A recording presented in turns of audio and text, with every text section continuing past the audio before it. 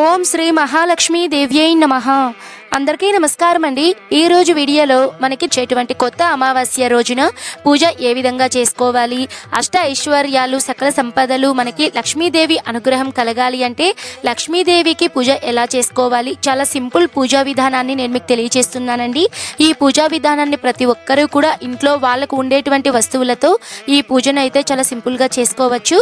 పూజా విధానం ఇవన్నీ కూడా క్లియర్గా A to Z మీకు ఉండేటువంటి డౌట్స్కి సమాధానాలు తెలియజేస్తూ ఈ వీడియోనైతే అందిస్తున్నానండి. 2025వ సంవత్సరంలో మనకి ఉగాది పండుగ మార్చి 30వ తేదీ ఆదివారం రోజైతే వచ్చిందండి. కొత్త అమావాస్య అంటే ఉగాది ముందు రోజున మార్చి 29వ తేదీన శనివారం రోజైతే మనకి కొత్త అమావాస్య అనేది మనకి వచ్చిందండి. ఈ రోజున విశేషంగా మనము లక్ష్మీ అమ్మవారికి అయితే పూజిస్తే చాలా మంచిదండి. అమావాస్య రోజున ప్రతి నెల వచ్చేటువంటి అమావాస్యకి లక్ష్మీ అమ్మవారిని కనుక పూజిస్తే తప్పకుండా ధనాభివృద్ధి, అలానే ఇంట్లో ఏదైనా సరే ధనధాన్యాలు సమృద్ధిగా లభించాలి అంటే తప్పకుండా లక్ష్మీదేవి ఆరాధన అనేది చేసుకోవాలండి. ఈ రోజున మరొక ప్రత్యేకత కూడా ఉందండి. ఈ కొత్త అమావాస్య రోజున గ్రామ దేవతలకైతే ఎక్కువగా పూజ అనేది చేస్తారండి. ఇంట్లో అమ్మవారి ఏదైనా సరే గోడకి కానివ్వండి లేదా మట్టితో కానివ్వండి గ్రామ దేవతలను చేసుకొని అమ్మవారికి ఇంట్లో అన్నం అనేది ఇవన్నీ పెట్టుకొని తాంబూలం అనేది ఇస్తూ పూజ అనేది చేస్తారండి. నేను గ్రామ దేవతలకు పూజ ఎలా చేసుకోవాలో తర్వాత వీడియోలో అందిస్తాను. ఈ రోజున అమావాస్య రోజున ప్రత్యేకంగా లక్ష్మీ అమ్మవారిని ఏ విధంగా పూజిస్తే మనకి ధనాకర్షణ, అలానే మనం పూర్తిగా అభివృద్ధిలోకి వస్తాము, ఆ లక్ష్మీదేవి కటాక్షం ఎలా కలుగుతుందో ఆ పూజా విధానాన్ని మీకు తెలియజేస్తున్నానండి. ప్రతి ఒక్కరూ కూడా ఇంట్లో లక్ష్మీ అమ్మవారి ఫోటో అయితే ఉంటుంది కదా అండి. ఈ కొత్త అమావాస్య రోజున ప్రతి ఒక్కరూ కూడా మీరు ఇంటిని వాకిలిని ఉదయాన్నే తెల్లవారుజామున నిద్ర లేచి మొత్తం అంతా క్లీనింగ్ అనేది చేసుకొని మీ దేవుని రూమ్లో కనుక ప్లేస్ కనుక ఉంటే అక్కడే పూజ అనేది చేసుకోవచ్చండి. లేదండి మా రూమ్లో కొద్దిగా ప్లేస్ అనేది తక్కువగా ఉంటుంది అనుకున్న వాళ్ళు ఏదైనా ఒక పీఠం పెట్టుకొని పీఠం మీద అయితే మీరు అమ్మవారి ఫోటో పెట్టుకొని పూజ అనేది చేసుకోవచ్చండి. అమావాస్య తిథి ఉన్నప్పుడు లక్ష్మీ అమ్మవారికి పూజ కనుక చేస్తే చాలా చాలా మంచిదండి. విశేషమైనటువంటి ఫలితాలు అనేటివి వస్తాయండి. మనకి ఈ సంవత్సరం అమావాస్య తిథి వచ్చేసి మార్చి 28 శుక్రవారం రోజున రాత్రి 7:20 నుంచి మార్చి 29 శనివారం రోజున సాయంత్రం 5:05 వరకు మనకి అమావాస్య తిథి ఉందండి. మామూలుగా అయితే మనం అమావాస్య అనేది తెల్లవారుజామున ఎప్పుడైతే మనకి సూర్యోదయం టైంలో ఏ తిథి అయితే ఉంటుందో ఆ రోజు ఆ తిథిగా పరిగణిస్తాం కాబట్టి అమావాస్య తిథి 29 ఉంది కాబట్టి మనం శనివారం రోజునైతే కొత్త అమావాస్యను అయితే జరుపుకుంటామండి. ఈ రోజు పూజ ఉదయం చేయాలా సాయంత్రం చేయాలా అండి అంటే మీరు ఎప్పుడైనా చేసుకోవచ్చండి. అమావాస్య ఘడియలు ఉన్నప్పుడు చేస్తే విశేషమైనటువంటి ఫలితం అనేది వస్తుంది. నేనైతే ఇక్కడ చక్కగా మా ఇంట్లోనే ఒక ప్రాంతంలో నేను చక్కగా పసుపుతో శుభ్రం అనేది చేసుకొని తర్వాత అష్టదళ పద్మం ముగ్గు అనేది వేసుకొని దాని మీద ఒక పీటనైతే నేను పెట్టుకున్నానండి. పీఠం మీద కూడా నేను అష్టదళ పద్మం ముగ్గు వేసుకొని దాని మీద ఏదైనా ఒక వస్త్రాన్ని అయితే పరుచుకోవాలండి. నేనైతే ఇక్కడ ఎర్రటి వస్త్రాన్ని అయితే పరుచుకున్నాను. ఒక నలుపు రంగు వస్త్రం కాకుండా మిగతా ఏ రంగు వస్త్రమైనా సరే మీరు పూజా పీఠం మీద అయితే వేసుకోవచ్చండి. తర్వాత పీఠం మీద వస్త్రం వేసుకున్న తర్వాత కొద్దిగా బియ్యాన్ని అలానే పసుపు కుంకుమనైతే పెట్టుకొని దాని మీద మనము లక్ష్మీ అమ్మవారి ఫోటో అనేది మనం పెట్టుకోవాలండి.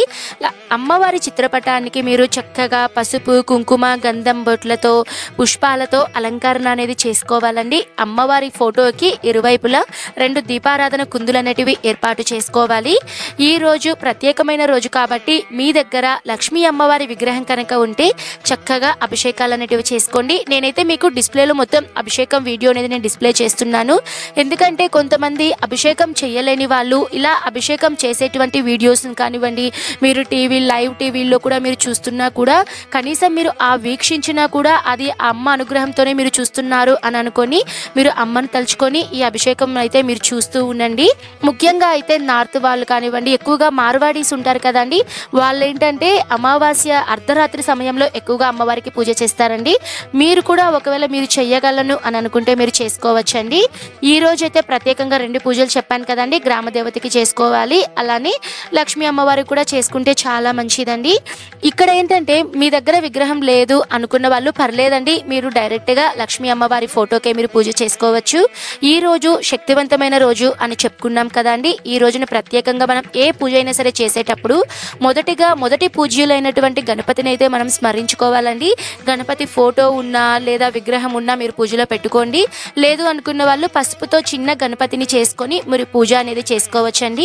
ఇప్పుడైతే మీకు వెంటనే ఒక డౌట్ అనేది వస్తుందండి, పసుపుతో గణపతిని చేసుకున్న తర్వాత పూజ అయిన తర్వాత పసుపు గణపతిని ఏం చేయాలండి అంటే, మీరు ఏదైనా సరే ఒక పచ్చని చెట్టు మొదల్లో అయితే మీరు పసుపు గణపతిని అయితే మీరు అక్కడ నిమజ్జనం అనేది చేసేయండి. తులసి చెట్టులో మాత్రం అస్సలు వేయకండి.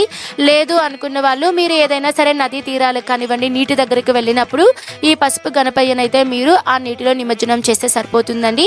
ముందుగా అయితే నేనైతే ఇక్కడ గణపతిని పసుపుతో చిన్న గణపతిని చేసుకొని పూజలో పెట్టుకున్నానండి. అలానే లక్ష్మీ అమ్మవారి విగ్రహాన్ని కూడా నేను పూజలో పెట్టుకున్నాను.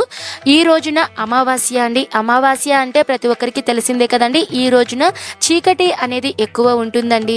ఈ రోజున మనం లక్ష్మీ అమ్మవారికి పూజ చేసేటప్పుడు దీపాల వెలుగుల్లో అమ్మవారిని మనం చూస్తున్నా తప్పకుండా ఆ అమ్మవారు అమావాస్య రోజున ప్రతి ఒక్కరి ఇంటికి కూడా తిరుగుతూ ఉంటారట అండి.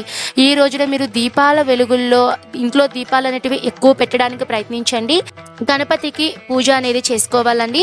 ఈ రోజున ప్రత్యేకమైన రోజు కాబట్టి మనం ఎంత సంపాదించినా సరే కోటి విద్యలు కూటి కొరికే అని చెప్తారు కదండి. మనం ఎన్ని విద్యలు చేసినా ఏం చేసినా కూడా మనం తినే తిండి కోసమే కదండి. కాబట్టి ఆ ధనధాన్యాలు సమృద్ధిగా లభించాలి అంటే తప్పకుండా పూజలో ధనధాన్యాలు పెట్టుకోవడానికి ప్రయత్నించండి. బియ్యం కానివ్వండి, పప్పులు కానివ్వండి, ఏదైనా సిరిధాన్యాలు కానివ్వండి, ఏవైనా సరే మీరు అమ్మవారి దగ్గర అయితే పెట్టుకోవడానికి ప్రయత్నించండి. నేనైతే ఇక్కడ ఒక 3 ప్రమిదలు అయితే తీసుకున్నానండి, మట్టి ప్రమిదలు.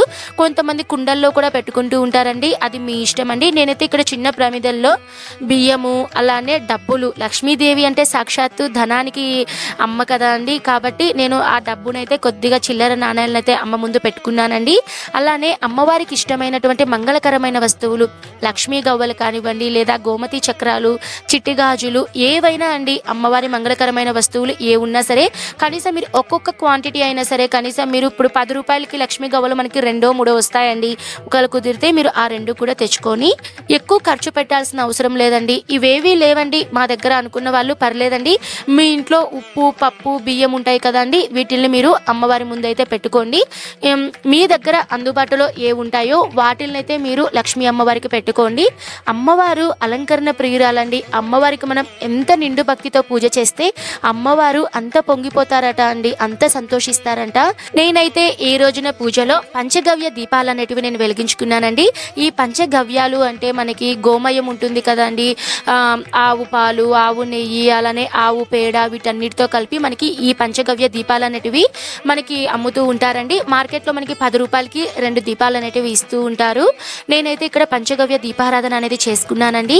ఈ దీపాలు ఎందుకు ప్రత్యేకంగా నేను ఇప్పుడు వెలిగించుకున్నాను అంటే, పంచగవ్య దీపారాధన చేస్తే ఇంట్లో హోమం చేసినటువంటి ఫలితం అనేది వస్తుందట అండి. మనం హోమం చేయడం అంటే మామూలు విషయం కాదు కదా అండి, ఎంత ఖర్చు పెట్టి చేయాలి. సో మనం ఈ ఒక్క దీపం వల్ల మనం పూజ చేస్తే యజ్ఞం, హోమం చేసినటువంటి ఫలితం అనేది వస్తుందండి. దానివల్ల ఏదైనా దోషాలు ఉన్నా, ఏదైనా సరే మనకి ఏదైనా దరిద్రాలు ఇలాంటివి ఉన్నా కూడా పూర్తిగా తొలగిపోయి ఇంట్లో ఒక పాజిటివ్ వైబ్ అనేది ఉంటుందండి. ఈ రోజున ఒకవేళ పంచగవ్య దీపాలు లేవు అనుకున్న వాళ్ళు ఎటువంటి టెన్షన్ అయితే తీసుకోకండి. ఈ రోజు మీరు ఏ రకంగానైనా సరే పూజ అనేది చేసుకోవచ్చండి. అమ్మవారికి అష్టలక్ష్మితో మీరు దీపం అనేది పెట్టుకుని పూజ చేసుకోవచ్చండి. అష్టలక్ష్మి దీపం అనేది ఉంటుంది, కామాక్షి దీపం ఉంటుందండి. కామాక్షి దీపం అమ్మవారి ముందు పెట్టుకుని చక్కగా అమ్మవారి అష్టోత్తరాలు చదువుకోవచ్చు. లేదు అనుకున్న వాళ్ళు ఐశ్వర్య లక్ష్మీ దీపం అంటే ఉప్పు దీపం వీడియోస్ కూడా మన ఛానల్లో చాలా వీడియోస్ ఉన్నాయండి. ఒకవేళ మీకు ఇంట్రెస్ట్ ఉంటే ఆ వీడియో లింక్స్ కూడా డిస్క్రిప్షన్లో ఇస్తాను, తప్పకుండా చూడండి. అలానే స్వర్ణలక్ష్మి దీపం అంటే బెల్లం ఉంటుంది కదా అండి, ఆ బెల్లం గడ్డ మీద దీపం అనేది వెలిగిస్తే మనకి ధనం అనేది ఎక్కువగా వృద్ధి చెందుతుంది అని చెప్తారండి. అలా పంచగవ్య దీపాలు, గాజుల మాల, ఇలా మీరు ఏ రకంగానైనా సరే లక్ష్మీ అమ్మవారికి పూజ అనేది చేసుకోవచ్చండి. ఇలా చేస్తేనే మనకి అమ్మ డబ్బు ఇస్తుంది, ఇలా చేయకపోతే ఇవ్వదు అని ఎక్కడా లేదండి. నేను ఎప్పుడూ కూడా మన ఛానల్లో మన సబ్స్క్రైబర్లకి మన పూజా విధానంలో నేను తెలియచేసేది ఒకటేనండి, డెకరేషన్లు కానివ్వండి ఓవర్గా చేద్దాము, డబ్బులు ఎక్కువ ఖర్చు పెట్టి చేద్దాము అన్న ఒక థాట్ అనేది మీరు మైండ్లో నుంచి తీసేయండి. మీకు ఉన్నంతలో మీ ఇంట్లో మీ దగ్గర ఏవి ఐటమ్స్ అనేటివి ఉంటాయో వాటితో నిండు భక్తితో మీరు తృప్తిగా పూజ చేసుకోండి. నేనైతే ఇక్కడ అష్టోత్తర శతనామావళి అమ్మవారికి కుంకుమతో చేసుకున్నానండి. ఎందుకు ప్రత్యేకంగా కుంకుమతో చేసుకున్నాను అంటే మీరు వేటిలతో అన్నా చేసుకోవచ్చండి. చిట్టి గాజులతో చేసుకోవచ్చు, తామర గింజలు, కొంతమంది లక్ష్మీ గవ్వలు, కొంతమంది వెండి పూలు ఉంటాయండి, వెండి పూలతో చేసుకుంటూ ఉంటారు. అది మీ శక్తి కొలది అండి. కుంకుమతోనే ప్రత్యేకంగా ఎందుకు చేసుకోమని చెప్తున్నాను అంటే మనము ఈ పూజ అంతా అయిన తర్వాత ఆ కుంకుమను మనం నిత్యం కూడా మనం ధరిస్తే అది మనకు ఒక రక్షలాగా ఉంటుందండి.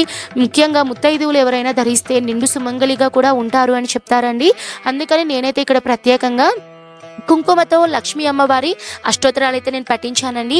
మీకు ఒకవేళ మంత్రాలు ఏవి తెలియవు, షోడశోపచార మంత్రాలు తెలియవండి అనుకున్న వాళ్ళు పంచోపచార పూజ చేసుకోవచ్చండి. పంచోపచార పూజ అంటే ఏం లేదండి, అమ్మవారికి పసుపు, కుంకుమ, గంధం, అక్షింతలు, పుష్పాలు ఇవన్నీ చూపిస్తూ అంటే ఓం శ్రీ మహాలక్ష్మీదేవి అయిన నమః గంధం సమర్పయామి అని, అక్షితాన్ సమర్పయామి అని, పుష్పాన్ సమర్పయామి అని, అలానే దీపం చూపించి దీపం సమర్పయామి, ధూపం సమర్పయామి అని ఇలా అమ్మవారికి దీపము, తర్వాత అగరబత్తులతో ధూపము ఇవి సమర్పించాలండి. ఇప్పుడు నైవేద్యం విషయానికి వస్తే ఏ నైవేద్యం పెట్టాలండి ప్రత్యేకంగా అంటే ఏదైనా పెట్టచ్చండి. అమ్మవారికి పొంగలి అంటే ఇష్టము, అలానే క్షీరాన్నం అంటే ఇష్టము, దద్దోజనం అంటే ఇష్టము, ఏదైనా పెట్టుకోవచ్చండి. ఏది లేదు అనుకున్న వాళ్ళు ఒక చిన్న బెల్లం ముక్కం కానివ్వండి, ఏదైనా ఒక అరటి పండు కానివ్వండి, ఏదైనా ఒక పండును కూడా మీరు నైవేద్యంగా పెట్టచ్చండి. నేనైతే అమ్మవారికి చక్కగా ఈ విధంగా తృప్తిగా నేను భక్తితో అమ్మవారికి పూజ అనేది చేసుకున్నానండి. అలానే అమ్మవారికి నా శక్తి కొలది తాంబూలం అనేది నేను జాకెట్టు, అలానే తమలపాకులు, అరటి పండ్లు, 2 వక్కలు ఇవన్నీ పెట్టుకొని అమ్మవారికి నేను జాకెట్ అనేది తాంబూలం అనేది పెట్టుకున్నానండి. ఇవేవి లేవు అనుకున్న వాళ్ళు తమలపాకు మీద కొద్దిగా తేనె రాసి అమ్మవారికి తాంబూలం సమర్పయామి అని అమ్మ దగ్గర పెట్టుకోవచ్చండి. లేదనుకున్న వాళ్ళు 2 పసుపు కొమ్ములు ఉంటాయి కదండి, పసుపు కొమ్ములు కూడా మీరు అమ్మవారి దగ్గర అయితే పెట్టుకోవాలండి. తర్వాత ఇక్కడ నైవేద్యంగా పెసరపప్పు అన్నం అయితే చేసుకున్నానండి. మీరు ఏదైనా చేసుకోవచ్చండి. చివరిగా పూజ అంతా అయిన తర్వాత అమ్మవారికి టెంకాయని నివేదన అనేది సమర్పించాను. తర్వాత ప్రత్యేకమైన రోజు కాబట్టి అమ్మవారికి పంచహారతులతో నీరాజనం, పంచదీపాలతో నేను అమ్మవారికి నివేదన అనేది చేసుకున్నానండి. చాలా తృప్తిగా మనస్ఫూర్తిగా నేను ఈ పూజ అనేది చేసుకున్నానండి. ప్రతి ఒక్కరికి కూడా ఆ లక్ష్మీదేవి అనుగ్రహం వారికి వారి కుటుంబం మీద ఎప్పుడూ ఉండాలని కోరుకుంటూ ఈ వీడియో అనేది ఇంతటితో ముగిస్తున్నానండి. ఈ వీడియో కనుక నచ్చితే తప్పకుండా లైక్ చేయండి. మనకి కొత్త అమావాస్య తర్వాత ఉగాది పండుగ వస్తుందండి. ఉగాది రోజున పూజ ఎలా చేసుకోవాలి, ఉగాది పచ్చడి ఎలా చేయాలి, ప్రతిదీ కూడా క్లియర్గా నేను వీడియో అనేది అందించాను. ఇంట్రెస్ట్ ఉంటే తప్పకుండా చూడండి. ఓకే అండి. సర్వే జనః సుఖినో భవంతు. స్వస్తి.